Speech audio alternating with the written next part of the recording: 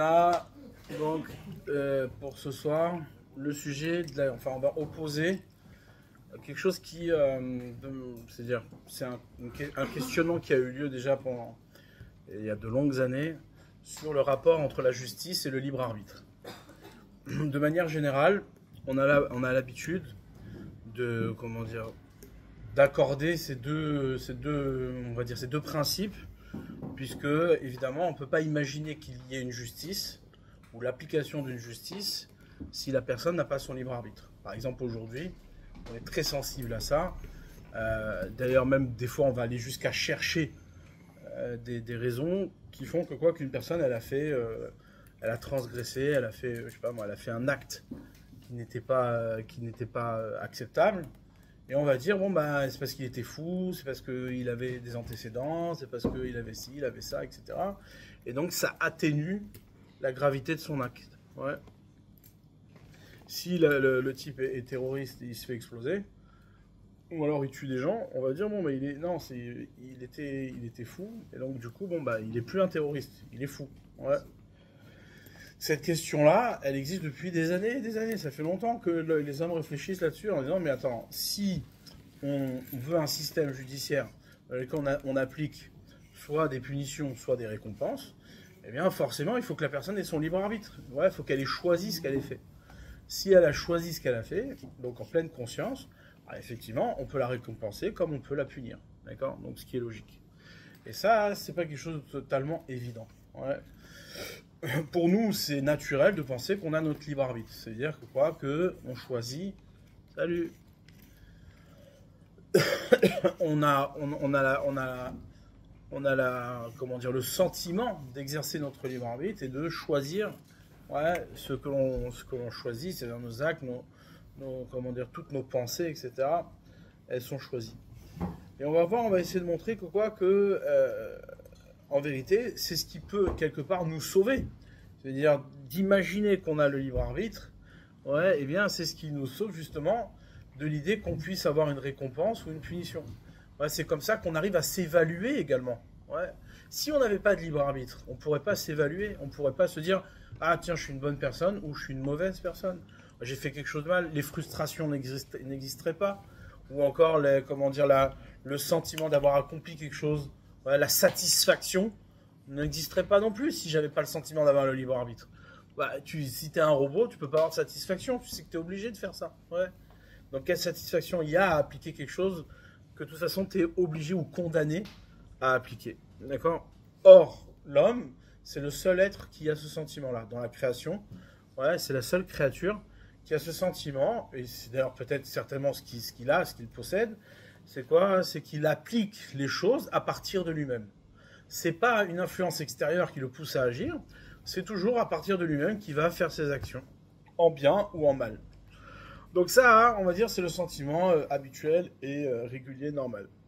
Maintenant, je sais qu'on en a déjà parlé, je vais passer rapidement sur cette question-là. Il y a eu également, au cœur de cette réflexion, ouais, la question fondamentale du libre arbitre. À quel moment s'exerce notre libre arbitre? Ouais, dans quelle configuration? Donc là, on va tourner un petit peu, on va dire, mathématiques. On va faire des statistiques très légères. Ouais, on a deux possibilités, deux configurations possibles de libre arbitre. Première configuration, premier cas, on a un choix à exercer entre A et B. D'accord? A et B, ouais, A a autant d'arguments que B. C'est-à-dire que tu ne peux pas trancher entre A et B dans ton choix. Ouais, tu as autant d'arguments pour A que pour B. Cette configuration-là existe seulement parce que justement A et B sont deux choix extérieurs à soi. Tout choix, c'est-à-dire qui se propose depuis l'extérieur, ouais, de mon caractère, de ma personne, etc., sont forcément des choix. Toute chose qui s'exerce à partir de moi-même, c'est-à-dire si par exemple moi, j'aime la viande, d'accord, et j'aime pas le poisson, bon, si on me sert de la viande et du poisson, évidemment que choisir le poisson ne sera pas un choix. Ce sera tout simplement parce que j'aime la viande et j'aime pas le poisson, d'accord.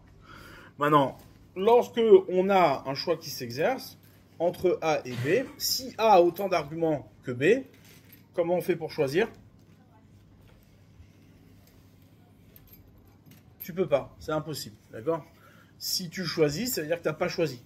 C'est arbitrairement, tu fais comment dire, tu pioches au hasard, tu dis, bon, bah, je prends A ou je prends B. Tu ne peux pas justifier ton choix. Ton choix n'est pas justifiable. Maintenant, si A a plus d'arguments que B, qu'est-ce que tu vas choisir? A, forcément, ouais. Si tu choisis B, t'es bête. Si tu choisis A, c'est normal, t'es intelligent. D'accord? Donc la question que les philosophes, les vieux philosophes, les anciens ont posée, c'est de dire, mais alors dans quelle configuration le libre arbitre s'exerce? Vous avez compris la question? C'est une question fondamentale et très importante, de base. Ouais. Trouvez-moi un cas où on a une configuration dans laquelle on exerce notre libre arbitre. Si j'ai autant d'arguments pour A que pour B, j'ai pas de choix à faire, je peux pas exercer mon choix, d'accord? Je peux pas justifier mon choix, d'accord? Ou bien, il y a un argument plus pour l'un que pour l'autre, bah forcément, je vais pas choisir, je vais choisir celui qui a le plus d'arguments, d'accord? Donc ça s'appelle pas choisir, ça s'appelle aller vers l'évidence. Si j'ai un chemin, ouais, avec un ravin et un chemin avec une route, d'accord? Je choisirai quel chemin? Celui qui a une route. Parce que si je choisis le chemin avec le ravin, parce qu'il y en a qui font les malins et disent, bon, bah non, après tout, je peux choisir B, même s'il a moins d'arguments, parce que j'ai envie de m'exercer dans un chemin qui est... Bon, bah ok, tu tomberas dans le ravin. Donc, ça s'appelle les brels, ouais, mais c'est-à-dire, c'est pas un choix. C'est juste la bêtise, ouais. Du coup, on est coincé. Il n'existe pas de cas dans lequel le libre arbitre s'exerce par un choix qui va se décider en fonction des éléments qui me sont présentés. Ça n'existe pas, c'est impossible. Ouais. Mathématiquement impossible. Du coup, à quel moment la justice s'exerce? Du coup, ça pose un vrai problème juridique. D'accord, madame la juge? Oui, vous me suivez? Je suis sûr que on ne t'a jamais posé cette question-là dans tes études. Mais voilà. Les fondamentaux, ils n'existent pas. C'est pour ça qu'à la fin, les juges ils deviennent des truands. Ils ne connaissent pas la justice. Non, mais tu as compris l'allusion que je t'ai faite. Okay. Donc, du coup, qu'est-ce qui se passe? Il n'existe pas de configuration dans laquelle on peut exercer notre libre arbitre. S'il n'y a pas de libre arbitre, il n'y a pas de justice. Comment on fait pour sortir de ce dilemme? S'il n'y a pas de justice, l'homme ne peut pas s'apprécier. Si l'homme ne peut pas s'apprécier, en tout cas s'évaluer, eh bien, qu'est-ce qu'il fait? Il se laisse aller à ses humeurs, à ses envies, à ses délires. Du coup, cette question-là, c'est pour ça que maintenant, quand on va lire le texte que je vais vous lire maintenant, on va voir qu'il n'est pas si évident et qu'au bout du compte, il vient trancher quelque chose qui n'apparaît pas du tout dans la réalité dans laquelle on vit. Et vous allez voir que tous les jours, vous vous posez cette question. Où est la justice dans ce monde? Ouais. Imaginons, vous êtes tout de suite après la Shoah. D'accord? Vous étiez dans les camps de concentration, vous aviez une famille avec 12 enfants, une femme, tout allait bien. Et du coup, du jour au lendemain, il y a une guerre qui explose et on vous capture parce que vous êtes juif et vous allez dans les camps de concentration. On tue vos 12 enfants et votre femme. D'accord? Vous sortez en 1945, vous n'avez plus de famille. Est-ce que vous trouvez ce monde juste? Il est impossible d'avoir le sentiment de vivre dans un monde juste. Ouais. Après une telle tragédie, c'est impossible. Bon, bah, ce genre d'injustices, ouais, qui sont en vérité le quotidien de l'homme, bah, nous renvoie à cette question-là du libre arbitre. C'est-à-dire, toi, Dieu, t'es sympa, tu nous dis qu'on a le libre arbitre et qu'on sera récompensé si on choisit le bien. Mais à quel moment la récompense existe? C'est-à-dire, si je vis dans un monde où de toute façon l'injustice, elle est, elle court, elle abonde. Ouais. De quoi tu me parles? C'est-à-dire, de quel libre arbitre me parles-tu? Alors si je dis, bon, bah non, effectivement, il n'y a pas de libre arbitre, donc il n'y a pas de justice, c'est très bien. Donc ton monde, il veut rien dire. Dieu aurait créé un monde qui veut rien dire. D'accord? Là, le Rambam, Maïmonide, ouais, nous dit la chose suivante. Reshut kol adam netunalo. L'homme a son libre arbitre. Il a le droit de choisir ce qu'il veut. Imratza le'atot atzmo lederer tova. S'il veut se pencher vers le bon chemin, ouais, veliot tzadik et être un tzadik, areshut beyado, il a son libre arbitre, c'est lui qui choisit. Personne ne l'influencera sur son choix. Imratza le'atot atzmo lederer ra'a veliot racha, areshut beyado. Et s'il veut se pencher vers un mauvais chemin, eh ben également, il a le choix et il peut exercer son choix. D'accord? Donc cette phrase-là, elle paraît évidente, mais en vérité, elle n'est pas du tout. Après tout ce qu'on a dit, elle n'est pas du tout évidente. Il y a une vraie opposition entre le principe de justice et le principe de libre arbitre. Ouais. D'un côté, je dis, mais si j'ai pas de libre arbitre, je peux pas appliquer la justice, parce que ça veut rien dire. Mais de l'autre côté, si je dis que tu as libre arbitre, ça veut dire que n'importe qui peut faire ce qu'il veut. Et si n'importe qui peut faire ce qu'il veut, eh bien forcément, on vivra dans un monde injuste. Pourquoi? Parce que si un jour un type a envie de te tuer, parce qu'il n'aime pas ta tronche, ouais, il veut pas, non, tu occupes son espace, ouais. Eh bien, qu'est-ce qui va se passer? Toute ta famille, tout ton monde vivra dans une injustice. Parce que c'est pas correct de laisser faire. Pourquoi Dieu, tu laisses faire un type qui est tordu et qui veut choisir le mal sur mon dos? Tu donnes le libre arbitre sur mon dos? C'est pas correct. Ouais.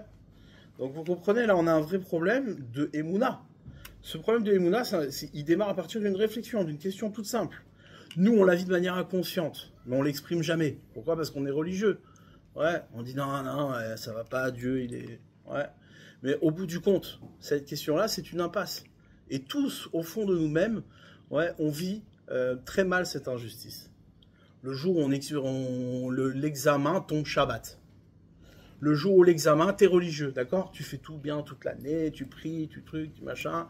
Hop, tu vas à médecine, tu veux sauver le monde, tu veux guérir les gens, tu fais tout avec le bon œil, ouais. Et voilà que ton examen tombe Shavuot. Tu te dis, mais Dieu, à quoi tu joues?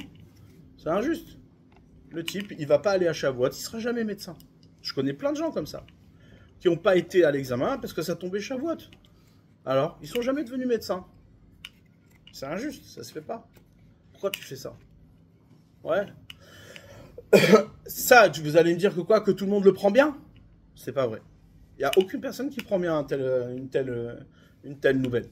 Ouais, c'est très rare. Des gens qui viennent et qui disent, ah bon, Hachem, heureusement, c'est tombé à Shavuot, maintenant je sais ce que je vais faire dans la vie. Ouais, c'est pas médecin.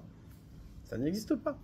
Toute frustration, est difficile à vivre. Ouais. Donc où est la justice? Le type, il est là, il prie, il étudie, il est généreux, il fait tout comme il faut. Tout. Ouais.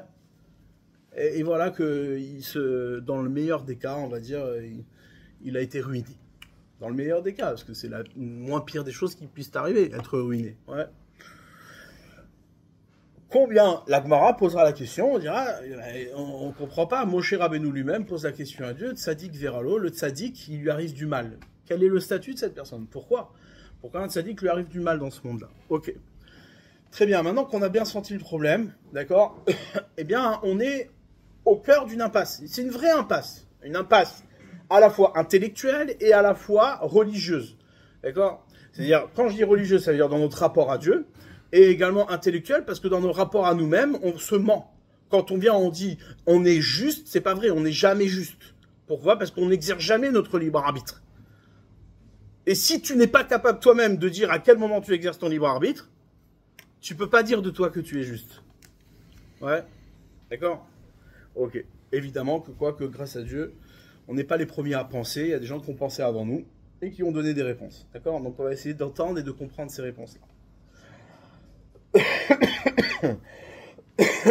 Pour cela, je vais juste vous expliquer un principe mathématique qui est, je pense, niveau 5e, maximum. Tout le monde est allé jusqu'à la 5e ce soir? Ouais. Vous savez qu'en mathématiques, on ne peut pas diviser par 0. C'est pas possible. Pourquoi pas? On peut pas faire l'opération 6 divisé par 0. Très simple. Pourquoi? Parce que quand tu fais 6 divisé par 3, qu'est-ce que tu cherches? Comme résultat, tu cherches quoi? Tu cherches le chiffre qui va multiplier 3, qui va obtenir 6. D'accord? 6 divisé par 3, tu cherches le chiffre qui va multiplier 3 pour obtenir 6. Maintenant, si tu fais 6 divisé par 0, quel est le chiffre qui multiplie 0 qui va obtenir le chiffre que tu cherches, qui était le chiffre de départ? Aucun. Ça n'existe pas. Il n'existe pas de chiffre que tu multiplies par 0 qui va être, plus que 0 et plus que 0. D'accord? Donc, du coup, diviser par 0, ça n'est pas possible. Donc, qu'est-ce qu'on a fait en mathématiques? On a fait une petite adaptation sympathique, d'accord? Et qui laisse à réfléchir, d'ailleurs, de manière philosophique. C'est quoi? C'est qu'on a dit, non, on ne va pas diviser par 0, on va diviser par x. Mais x, on va le tendre vers 0. On va créer une limite. Si x tend vers 0, plus x tend vers 0, plus le résultat est égal à l'infini. Ouais, pourquoi? Très simple.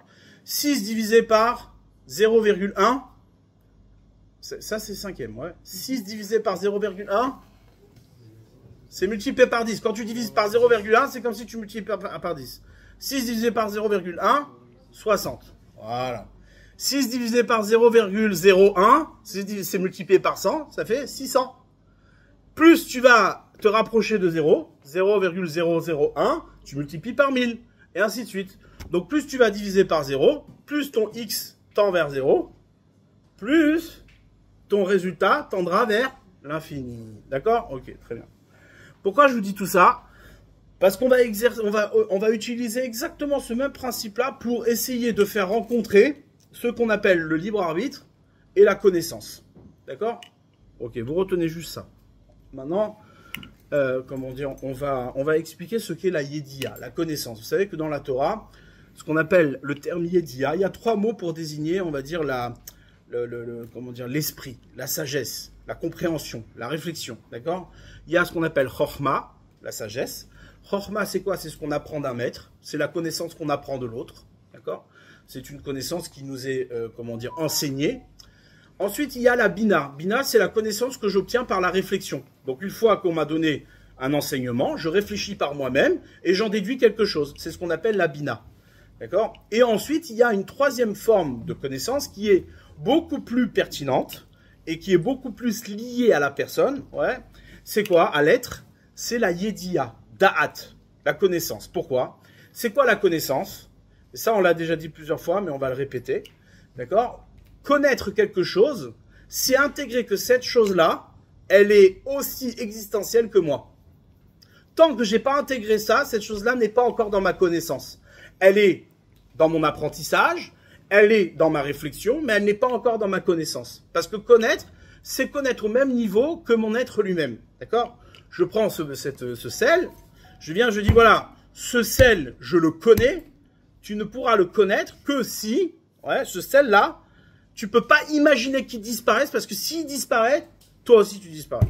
Il est intégré dans ton être, il est intégré dans ta connaissance. Je donne un exemple bête, ouais. Si je mets ces lunettes-là sur la table et je dis, vous savez, ces lunettes se trouvent sur la table et c'est une vérité. Ouais. Est-ce que c'est une vérité? Non, c'est pas une vérité. Du point de vue de la définition de la vérité, ce n'est pas une vérité. Pourquoi? Parce que c'est une vérité accidentelle. Elles auraient pu ne pas s'y trouver. D'accord? Elles y sont, mais elles auraient pu ne pas s'y trouver. Du coup, du point de vue de la connaissance, ouais, eh bien, c'est pas une vérité absolue autant que mon existence, autant que je perçois ma propre personne. C'est pas une vérité absolue que ces lunettes se trouvent sur cette table. C'est ce qu'on appelle la connaissance. Ouais. C'est un degré beaucoup plus fort. Je sais pas si vous avez vu Matrix. Vous avez vu le film Matrix? Ok. Maintenant, est-ce que vous arriveriez à prouver que vous n'êtes pas enfermé dans une machine qui est connectée à un ordinateur auquel on vous envoie des informations et que vous vivez comme ça maintenant entre nous tous? Donnez-moi une preuve que ce n'est pas le cas. Oui, il y a beaucoup qui pensent comme ça. Maintenant, je vous demande, donnez-moi une preuve que ce n'est pas le cas. Qui vous dit que vous êtes vraiment bien vivant et que vous n'êtes pas enfermé dans une machine? Ouais, de là-bas, depuis là-bas, on vous envoie des informations. Difficile, hein? Comment on fait? C'est impossible à démontrer, si ce n'est que par le principe de la connaissance. Ouais. Quand tu connais quelque chose, tu sais que ce que tu vis, ça se vit au même niveau et au même degré que ton être lui-même. Quand quelqu'un il reçoit une information, d'accord, et qu'il ne la vit pas pleinement dans sa connaissance, c'est juste une information au niveau de la chokhma, de la sagesse, ou au niveau de la réflexion. Donc il perçoit une information de l'extérieur, mais vivre quelque chose au niveau de son être, au niveau de son âme, c'est quelque chose qui est impossible si tu es connecté à une machine. C'est impossible. D'accord? Je sais pas, imaginez-vous, je vous donne un exemple. Vous encadrez, voilà, toi Chirel, tu encadres des enfants, ouais, et donc qu'est-ce qui se passe? Vous êtes dans une colonie. Voilà donc vous avez fait une balade à la montagne, vous descendez, vous arrivez au bus, et là les parents vous attendent pour récupérer leurs enfants. Et puis toutes les mamans récupèrent leurs enfants, et puis il y a une maman qui vient voir et qui dit, mais oui mon fils. Il dit, comment ça, il était avec nous Non mais là il n'est pas là, je ne sais pas où il est, qu'est-ce qui se passe? Ah mince. Et donc là tu commences à paniquer, ouais, tu ressens, comment dire, une ramma, ouais, bien profonde, tu dis, voilà, qu'est-ce qui s'est passé? Et donc, qu'est-ce qui se passe? Tu commences à chercher l'enfant, d'accord? Tu vois qu'il est nulle part, tu dis, ouais, on l'a laissé là-haut à la station. D'accord? Il est 6 heures du soir. Tu dis, il peut tout arriver. Ouais, le gosse, il a 6 ans, il est tout seul là-haut, comment dire, à la montagne. Donc, qu'est-ce que tu fais? Tu cours avec des gens pour aller le chercher. Maintenant, qu'est-ce qui se passe? Tu recherches pendant des heures, tu t'investis avec toute cette angoisse-là de revenir vers la maman et de ne pas lui ramener son fils. D'accord? Maintenant, imagine-toi, ce fils-là, tu finis par le trouver. Tu le sauves, tu le trouves et tu le ramènes à sa maman. D'accord? Le moment où la maman récupère son fils, vous imaginez bien que c'est un moment d'une intensité extrême. Ce que vous allez ressentir à ce moment-là, dans la satisfaction d'avoir ramené l'enfant à sa maman, et le sentiment qui vous est renvoyé, c'est quelque chose que vous ne pouvez pas imaginer un seul instant, que c'est une information qu'on vous envoie d'une machine. Pourquoi? Parce que vous vivez au plus profond de votre être. C'est indissociable. C'est-à-dire tu ne peux pas le séparer de toi. Ce sentiment-là, cette information, cette connaissance-là, tu ne peux pas la dissocier de toi. D'accord? Donc il existe des moments comme ça qui sont, au degré de la connaissance, de manière très profonde, qui vont toucher jusqu'à la profondeur de ton être. D'accord? Il y a plein de moments comme ça. La naissance d'un enfant, le mariage, dans le meilleur des cas évidemment. Et plein de choses, d'accord, que vous vivez vous vivez de manière très profonde, d'accord? Pourquoi je vous dis ça? Parce qu'en vérité, quand on est devant un choix, quand on est devant notre libre arbitre et qu'on doit l'exercer, on n'est pas encore dans la connaissance. Pourquoi? Pour une bonne et simple raison, c'est quoi? C'est que si j'ai deux choix, c'est-à-dire si j'ai deux possibilités dans mon choix, ça veut dire que j'inclus les deux possibilités, et elles ne s'excluent pas. Imaginons, j'ai le choix de tuer cette personne ou de ne pas la tuer. J'ai le choix. Elle n'est pas encore morte, d'accord? Mais ça va dépendre de mon choix, ok? Très bien. Maintenant, est-ce que dans ma connaissance, cet homme-là existe? Pas encore. Pourquoi? Parce que je n'ai pas encore fait mon choix. D'accord? Tant que je suis dans un choix à exercer, tant que je suis dans mon libre arbitre, entre le bien et le mal, d'accord? Eh bien, dans ma connaissance, ni le bien ni le mal existent. C'est pas une vraie connaissance. Ça peut être une sagesse, ça peut être une réflexion, mais c'est pas encore une vraie connaissance. Quand c'est que je vais acquérir une véritable connaissance, c'est lorsque je vais faire le choix de l'un ou de l'autre. Maintenant, parfois, tout le temps, la plupart du temps, quand on a choisi l'un ou l'autre, on n'a pas décidé que l'autre avait disparu. Je vous donne un exemple. Vous êtes dans le choix de faire Shabbat ou de ne pas faire Shabbat. Garder Shabbat ou pas garder Shabbat. Ok, très bien. Maintenant, ce Shabbat, vous décidez de garder Shabbat. Vous avez fait le choix de garder Shabbat. Est-ce que vous avez appliqué votre libre arbitre de choisir Shabbat? Non. Pourquoi? Parce que c'est pas dit que le prochain, vous n'allez pas le transgresser. Choisir Shabbat, c'est quoi? C'est de dire définitivement que ne pas choisir Shabbat, ça n'existe plus. Ça, c'est connaître Shabbat. Quand je connais Shabbat, j'ai plus de libre arbitre sur Shabbat. Il n'existe pas pour quelqu'un qui garde Shabbat de manière évidente de libre arbitre à transgresser ou pas transgresser Shabbat. Pour la plupart des gens qui sont autour de cette table, il n'existe pas de libre arbitre de choisir de tuer ou de ne pas tuer. D'accord? Pourquoi? Parce qu'on sait très bien, on est tous, on a tous fait notre choix. Dans notre connaissance, il est évident que le meurtre n'existe pas. D'accord? Maintenant, du coup, on a démontré que la connaissance et le libre arbitre ne se rencontrent jamais.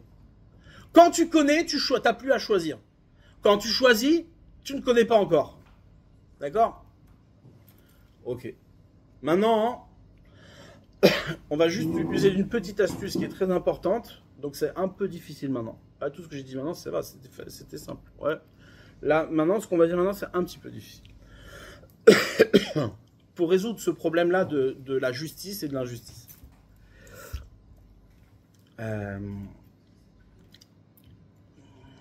Ok.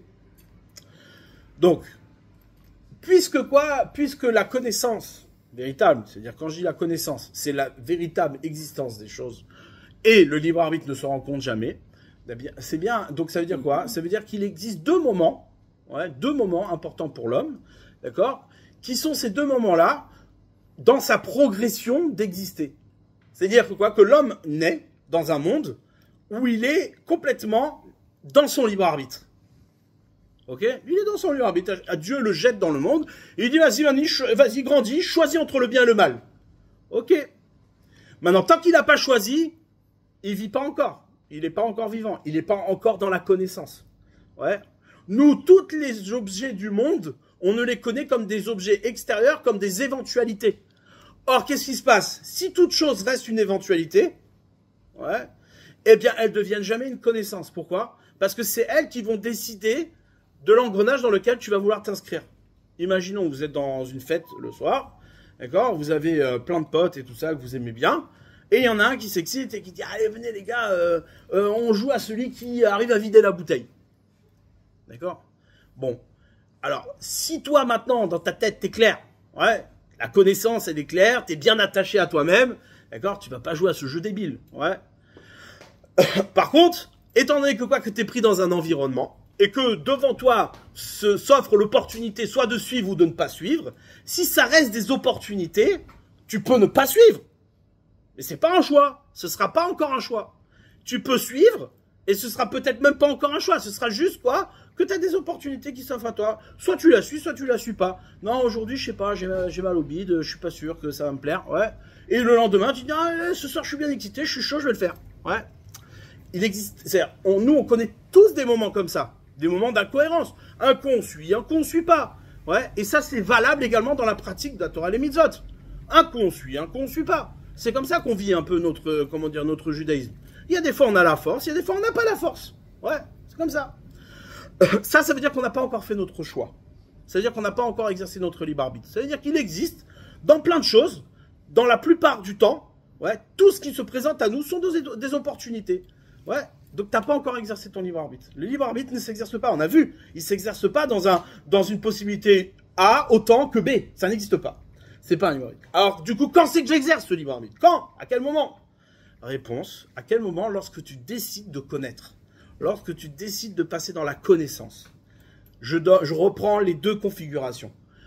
On va éliminer complètement la configuration de l'argument plus pour A que pour B, parce qu'elle n'a pas d'intérêt. Alors, la seule configuration qu'on a, c'est quoi? C'est que A a autant d'arguments que B. Ok, mais je peux pas choisir. Là, je suis vraiment dans une impasse. Qu'est-ce que dit la Torah? C'est ce que nous répond le Nefesh HaChaim. Qu'est-ce que dit la Torah? Elle dit, c'est très simple. Tu veux choisir? Il faut que tu élimines un des deux choix.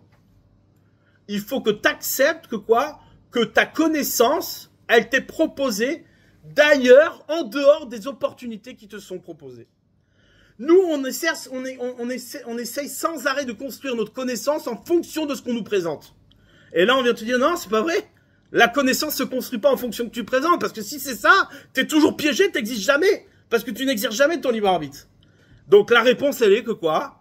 Que la véritable connaissance, ce que l'on est véritablement, c'est dans le choix d'une existence qui n'est pas encore proposée. Et c'est toi qui vas la proposer. C'est ce qu'on appelle un chidouche, c'est ce qu'on appelle la nouveauté. Du coup, lorsque tu as le choix de faire Shabbat ou ne pas faire Shabbat, lorsque tu as le choix de manger kasher ou pas manger kasher, eh bien, quand c'est que tu vas véritablement choisir et exister, c'est le moment où tu vas aller éliminer un des deux choix. Tu vas dire non, moi je n'existe que dans un monde où on mange kasher. La possibilité de manger pas kasher n'existe pas. Ça, c'est ce qu'on appelle migrer vers la connaissance, vers un autre monde. Et de là, c'est comme ça qu'on déduit, d'ailleurs, c'est comme ça qu'on démontre la nécessité de la révélation de la Torah. Pourquoi? Parce que si je reste dans un monde, ce que je vous dis là, c'est pas simplement de la religion, c'est aussi de la philosophie. Ouais. Nietzsche, par exemple, Nietzsche, vous connaissez peut-être ce philosophe, vous avez déjà entendu parler. Nietzsche, lui, il a décidé, c'est-à-dire volontairement, ouais, il s'est suicidé intellectuellement. Quand il a compris que quoi, que le monde était une impasse et que jamais on pouvait exercer son libre arbitre, je vous fais ça très rapidement. Eh bien, qu'est-ce qui se passe? Eh bien, il a dit, bah, à quoi sert ce monde? Il n'a aucun intérêt. Pourquoi? Il est arrivé à cette conclusion parce qu'il n'avait pas de mitzvot. Il n'a pas eu de proposition extérieure aux opportunités qui s'offrent à lui. Le monde qu'on lui propose est un monde qui l'enferme dans une prison. Donc du coup, quelle est la solution? Il faut qu'il y ait une Torah qui se révèle. Tant que la Torah ne s'est pas révélée, il n'y a pas une proposition de connaissance autre que les choses que je comprends et auxquelles j'accède. D'accord? Donc choisir, c'est migrer vers une réalité qui m'est proposée depuis un ailleurs, ouais, qui me libère de la prison dans laquelle je suis. C'est quelle prison? La prison de ne pas pouvoir choisir. D'accord? C'est ça qu'on appelle la connaissance. C'est-à-dire, une fois que tu as choisi, tu existes dans la connaissance. Une fois que tu n'as pas choisi, tant que tu n'as pas choisi, tu es dans le libre arbitre. Si tu es dans le libre arbitre, tu n'as pas encore de connaissance. C'est soit ça. Aujourd'hui, c'est ça, demain, ce sera ça. Ouais. Quand je dis aujourd'hui, c'est ça, demain, ce sera ça, ça se justifie par plein de choses. Ouais. Un jour, un type, il est religieux, il aime Dieu. Le lendemain, il aime plus Dieu. Pourquoi? Parce qu'il est fâché avec Dieu. Il lui a dit, non, tu sais, ouais, t'es pas sympa avec moi, j'en ai marre, ça m'a saoulé ton histoire, là, je fais la Torah et mitzvot, et voilà ce qui m'arrive. Ouais. Ce type-là, c'est-à-dire qu'il a jamais choisi. Il a jamais choisi. Il n'est pas dans la connaissance. Ouais. Maintenant, si on revient à la question, ouais, de l'injustice, effectivement, il y a la justice, vous savez, en hébreu, comment on l'appelle? Comment on dit justice en hébreu? Quoi? Alors, tzedek, c'est pas totalement justice. La justice, l'application de la justice, c'est pas le tzedek. T'as raison, t'as raison. On traduit la justice par le mot tzedek. Ouais. Mais comment dire, ce qu'on appelle la justice en tant que schar ve'onesh, en tant que salaire et punition, ouais, c'est ce qu'on appelle le mishpat. Ouais, le mishpat. C'est un jugement. Vous savez que le mishpat, il est représenté par quoi? Par une balance. C'est représenté par une balance. Pourquoi? Parce que le mishpat, c'est une balance entre deux choix, entre deux situations. Ouais. Maintenant, le monde dans lequel on vit, c'est un monde de mishpat. C'est un monde de justice. C'est un monde, ouais, où il va falloir choisir entre l'un et l'autre. Maintenant, la justice, elle s'exerce que dans le cadre où on ne connaît pas encore. Quand c'est que je vais appliquer la justice? Dans le monde dans lequel je suis, c'est-à-dire le Olam Hazé, le monde dans lequel je suis, quand c'est qu'on applique la justice, on l'applique seulement, ouais, quelqu'un qui a fait quelque chose de mal, on le frappe. Ok? Entre guillemets, vous m'avez compris. Vous voyez, quelqu'un qui a fait quelque chose de mal, on le frappe, on le punit. Maintenant, cette punition-là, dans ce monde-là, elle n'a aucun sens. Elle n'a aucun sens. Le seul sens qu'elle a, c'est une dimension sociale qui va faire en sorte que quoi, qu'il ne va pas recommencer son acte. Mais est-ce que ça va le corriger? Est-ce que ça va l'amener à connaître véritablement ce qui est bon et ce qui est pas bon? On le sait maintenant, tous les gens qui sont dans les prisons, ouais, 90% récidive. Ouais, c'est comme ça. Ah, ça a arrangé quelque chose. Tu l'as puni, ça n'a rien arrangé. Ouais. Donc, le monde dans lequel on vit n'est pas un monde de justice qui cherche à te faire connaître quelque chose. La justice ne s'applique que dans le cadre du libre arbitre. Mais tant que tu connais pas encore, ouais, eh ben, comment dire, la justice s'applique. Mais le jour où tu connais, il n'y a plus besoin de justice. C'est ce qu'on appelle le Olam Haba. C'est comme ça que quoi, que l'homme, il a été construit. L'homme, il est tendu entre deux réalités. Entre le Olam Hazé, le monde qu'on connaît, le monde dans lequel on est enfermé, c'est-à-dire le monde des opportunités, ouais, les propositions. Et il est tendu vers un autre monde, ce qu'on appelle le monde futur. Ouais, on a l'habitude de traduire le monde futur. Le Rambam, il pose une question, il dit, je comprends pas pourquoi on nomme ce monde-là ce monde, et l'autre monde, on l'appelle le monde futur. Si on avait voulu être cohérent, on aurait dû dire soit ce monde-là et l'autre monde, soit le monde présent et le monde futur. Pourquoi on dit ce monde et le monde futur? C'est pas adapté. Qu'est-ce qu'il répond? Il dit non. Il dit le Olam Haba, le monde futur, c'est quoi? C'est le monde qui vient de ce monde. C'est un monde qui découle de ce monde. En d'autres termes, ouais, la justice dans ce monde, elle s'applique jamais en apparence juste. La seule justice qu'il y a dans ce monde, elle s'applique dans le but de te réveiller vers la connaissance. De te réveiller, de te bouger dans ton libre arbitre. Ouais. Je donne un exemple bête. On est sur la terre d'Israël. Ouais. Deuxième paragraphe du schéma. Vous avez lu le deuxième paragraphe du schéma. J'imagine que vous le connaissez. Vous savez ce qu'il dit. Ouais. Le schéma, c'est vraiment un texte fondamental pour un juif. Ouais. Donc, vous connaissez ce qu'il dit. Dans le deuxième paragraphe, qu'est-ce qui est marqué là-bas? Il y a marqué que quoi? Que si tu écoutes les mitzvot, alors sur la terre d'Israël, tout se passera bien. Tu auras la pluie, l'abondance, les récoltes, toute la richesse. Si tu n'écoutes pas, tu auras tout l'inverse. D'accord? Tu n'auras rien. Tu seras abandonné. Ok. Maintenant, cette manière de fonctionner là, tu vas me dire, ça c'est un salaire. Ça veut dire que dans ce monde-là, on récupère le salaire de nos actions. Ouais. Si on se comporte bien, on a la justice. Si on se comporte bien, c'est pas vrai. On voit dans le monde entier, ouais, et même c'est complètement l'inverse, souvent, c'est quoi? C'est que les types qui sont sales, ils récupèrent tout, et les types qui sont, propres, eh ben, ils récupèrent rien. On va dire de manière générale, je dis pas, bien sûr qu'il y a où est la justice? Tu la vois pas de manière évidente. C'est pas vrai, ce que tu dis. réponse, ce qu'on récupère comme récompense dans ce monde, ou ce qu'on récupère comme punition dans ce monde, n'est pas en apparence une récompense telle qu'on se le conçoit, ou une punition telle qu'on se la conçoit. Non, c'est une punition, une récompense qui est en fonction de ce qu'on va vouloir te donner dans le monde futur. Toi, tu es enfermé dans un cadre, tu es enfermé dans une conception. Tu t'imagines, ouais, je prends dans le meilleur des cas. Le type, il vit dans un environnement où tout le monde fait la Torah, les mitzvot. Souvent, les gens, ils me disent, vous savez, à Montpellier, c'est compliqué. On n'a pas un environnement idéal, on n'a pas un environnement, comment dire, qui... Mais, et donc, qu'est-ce qui se passe? Bah oui, c'est plus facile d'appliquer son judaïsme, ouais, dans un quartier, à Paris, où il y a plein de restaurants, où il y a plein de trucs, il y a plein de choses qui, voilà, qui sont de la Torah, et on a des juifs autour de nous, ça nous renforce, et c'est vrai, ouais. Seulement ça, c'est pas encore une connaissance. Ça s'appelle même pas encore, t'as pas encore exercé ton libre arbitre. Pourquoi? Parce que là-bas, qu'est-ce que tu fais? T'es pris par le mouvement. Donc qu'est-ce qui te motive à appliquer? Bah, c'est l'environnement dans lequel tu es, c'est un engrenage. Ce qui est logique. Ouais. Si on étudie, tu vas étudier avec les autres. C'est ton rang social, c'est ton niveau, c'est comment dire, c'est ton lieu. Ouais. Alors évidemment que quoi? Qu'à l'inverse, ouais. Si tu te trouves être dans un environnement où, voilà, c'est un environnement qui est complètement goy, qui n'a rien à voir avec le judaïsme, alors évidemment que tu vas être tiré par cet environnement-là. Et tu vas être tenté par cet environnement. Maintenant, est-ce que pour l'autant, tu auras exercé ton libre arbitre? Pas du tout. Pourquoi? Parce que tu te laisses aller à l'option qui t'est donnée. Donc, ça s'appelle une conséquence. Cause et conséquence. Ouais, ça, c'est de la physique. Une cellule, quand elle est projetée dans une direction, elle continue sa direction. On peut prédire toute la direction qu'elle va prendre. On saura dans 1000 ans où elle sera. Donc, un type qui se trouve subir son environnement, on sait dans 1000 ans où il sera. On sait. D'accord? Et ça, c'est valable dans les deux sens. Aussi bien dans un environnement favorable qui motive au bien, que dans un environnement défavorable qui motive au mal. D'accord? Donc, du coup, c'est quoi la punition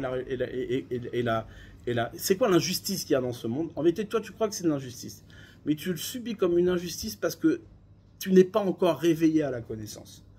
La grande majorité du temps, c'est pas la grande majorité, 100% du temps, à chaque fois que tu reçois une récompense dans ce monde, ou une punition dans ce monde, dans les deux, valable pour les deux, à chaque fois que tu reçois une récompense dans ce monde, une punition dans ce monde, c'est juste pour te réveiller, ouais, à la connaissance que tu dois acquérir du monde futur, du monde qui vient. Imaginons, je sais pas moi, tu peux avoir des gars, ils sont très très riches, beaucoup de richesse, ouais. T'as l'impression que le gars, Hachem, il aime, ouais. Hachem, il a plein, tout ce qu'il veut, il a. Ouais. Maintenant, qu'est-ce qui se passe? Deux solutions. Soit tu dis, bon, bah écoute, pour le réveiller, je vais tout lui enlever. Ouais. Maintenant, si tu lui enlèves tout, le type, il meurt. Il va s'écrouler. Ça va pas l'aider. Ouais. On veut pas d'un cadavre. Donc, qu'est-ce qu'il fait Hachem? Au contraire, il lui rajoute encore plus. Jusqu'à quoi qu'il va overdose de sa richesse. Vous savez, les grands richards, ouais, j'en connais pas beaucoup, hein, mais le peu que je connais, ouais, eh bien, qu'est-ce qui se passe? Ils ont tous le même problème. Ouais, ils sont blasés. Ils s'ennuient avec leur argent. Bémet, ils s'ennuient. Ils sont blasés. Ils en peuvent plus. Ça sort par le... Tellement que ça sort qu'ils sont obligés d'imaginer des événements, des activités qui sortent du lot, qui vont... Ah, tu sais, moi, à mon mariage, il y avait... je sais pas quoi... D'accord? Ils sont obligés de sortir. Ouais. Pourquoi? Ben, pour se libérer de leur richesse. Pour se libérer de, du cadre dans lequel ils sont. Et c'est valable aussi pour un pauvre. Pareil, la même chose. Le pauvre, qu'est-ce qu'il fait? Sans arrêt, il va dire, ouais, bon, mais moi, je suis condamné, je peux pas, j'ai pas les moyens, je peux rien faire, je peux truc. Du coup, il s'enferme dans un environnement de pauvres, où il s'imagine que qu'il pourra jamais sortir de ça, où il pourra jamais obtenir de plus que ce qu'il a. Tout repose sur une seule chose. Hachem, il t'envoie jusqu'à que la pression qui soit faite te fasse accepter et prendre conscience qu'il y a autre chose que les propositions qui te sont données qui existent pour toi. Ouais, c'est que ça. D'où l'opposition totale entre la connaissance et le libre arbitre, et le choix. Là où il y a des choix, il n'y a pas de connaissance. Et là où il y a de la connaissance, il n'y a pas de choix. C'est pour ça qu'on ne peut pas diviser le choix sur la connaissance. C'est impossible, ils ne se rencontrent jamais. Ouais. Du coup, plus tu tends vers la connaissance, ouais, moins tu as de libre arbitre. C'est comme ça que ça fonctionne. Et à l'inverse, pareil. Plus tu tends vers le libre arbitre, moins tu as de connaissance. Ce qui va trancher le libre arbitre, ce qui va être l'application du libre arbitre, c'est d'accepter de savoir et de connaître. C'est ça qu'on attend d'une personne. C'est ça qu'on attend. Et donc l'injustice n'existe jamais. Pourquoi? Parce que ce monde-là ne propose pas la véritable connaissance. On tend vers la connaissance, mais on n'y arrive jamais. C'est pour ça qu'on ne peut jamais diviser par la connaissance. La connaissance, on ne l'a pas. Diviser par 0, c'est impossible. Ouais.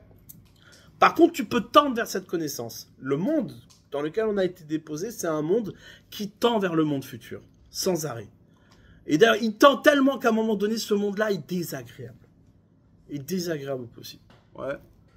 Plus on avance, ceux qui ont la chance, plus ils avancent et plus ils sentent que le monde est désagréable. Ouais. Et plus tu vas entendre ça, plus tu vas tendre vers la connaissance. Parce que Hachem, il met la pression pour le bien, c'est-à-dire que ça peut être du bien comme ça peut être du mal. Peu importe. Des fois, on peut avoir des Réchaïm qui reçoivent beaucoup de bien, mais pas pour leur bien. Et des fois, on va avoir des Tzadikim qui reçoivent beaucoup de mal, mais pas pour leur mal. Ouais. Et qu'est-ce qui se passe? Tout ça pourquoi? Pour les éveiller à la connaissance qui leur manque. Pour les éveiller à une proposition qui est autre que les opportunités qui s'offrent à lui. D'accord? Les libérer de ça. Donc voilà.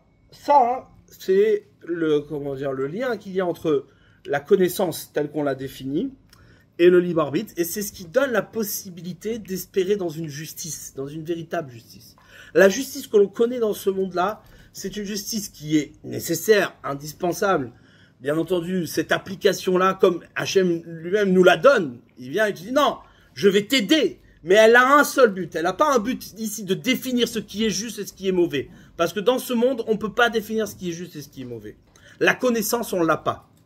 Tant qu'on est dans le monde du bien et du mal, on ne peut pas avoir la véritable connaissance. C'est la faute d'Adam Arishon. Adam, ouais, quand il est arrivé au Gan Eden, il avait la véritable connaissance. Et qu'est-ce qu'il a fait? Quelle était sa faute? C'est de choisir la connaissance du bien et du mal. Il est descendu dans un monde où il y avait les deux opportunités, le bien et le mal. C'est descendre la dimension de la connaissance. C'est rabaisser la dimension de la connaissance. Quand tu connais un monde dans lequel il y a les deux opportunités, du coup tu reviens à une notion de libre arbitre et de choix qui ne peut exister que dans l'appréciation que tu donnes des opportunités qui te sont proposées. Et donc au bout du compte, tu n'as pas la connaissance. Tu fuis la connaissance. Donc du coup, plus tu es prétentieux du choix qui t'est proposé, moi je veux avoir le maximum de choix. Ouais.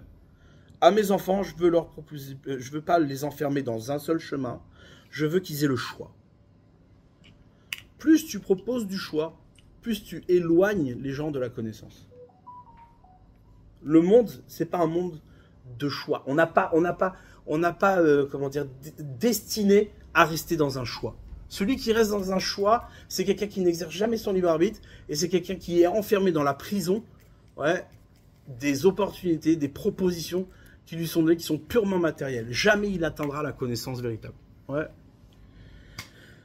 Et qui sont, on ne peut accéder à la justice véritable, ouais, on ne peut, on va dire, saisir la justice de ce monde que si on tend vers la connaissance. Et la connaissance, c'est l'étude de la Torah, mais pas l'étude de la Torah, celle qui nous propose des opportunités ou des propositions. Ouais. L'étude de la Torah qui propose des propositions, c'est pas le but. Ouais. Connaître un maximum de propositions de Torah, c'est pas le but de l'étude. Le but de l'étude, c'est d'être me'ached, d'unir, ouais, c'est-à-dire de rassembler les connaissances en une seule connaissance. C'est le travail de l'étude. Ouais. Et l'approfondissement qui ramène à soi et qui va ramener à une connaissance qui relie notre être avec l'objet que l'on connaît. D'accord? C'est comme ça qu'on peut entrevoir la justice. C'est comme ça qu'on peut accepter le monde injuste dans lequel on est. Ouais. Autrement, c'est impossible. Tov. J'espère que c'était suffisamment clair. N'hésitez pas à poser des questions.